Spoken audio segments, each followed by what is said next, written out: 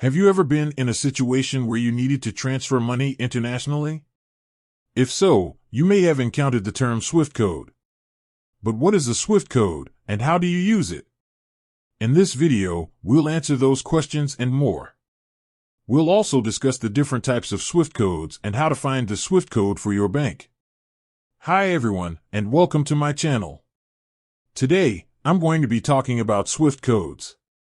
SWIFT codes are a standard way of identifying financial institutions around the world. They are used to facilitate international wire transfers. If you're planning on sending or receiving money internationally, it's important to know your recipient's SWIFT code. Without it, the bank won't be able to process your transaction. What is a SWIFT code? A SWIFT code is an 8-digit code that is assigned to each financial institution in the world.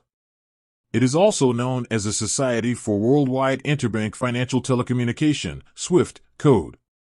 SWIFT codes are used to identify the bank, country, and branch where your money will be sent or received. They are used by banks, credit unions, and other financial institutions all over the world. How do you use a SWIFT code? When you're making an international wire transfer, you will need to provide your recipient's SWIFT code. You will also need to provide their bank account number, name, and address. Once you have all of this information, you can initiate the wire transfer. The bank will then use the SWIFT code to route the money to the correct account. Types of SWIFT codes. There are two main types of SWIFT codes. BIC codes. BIC codes are the most common type of SWIFT code. They are used by banks and credit unions all over the world. BEI codes. BEI codes are less common than BIC codes. They are used by investment banks and other financial institutions. How to find the SWIFT code for your bank.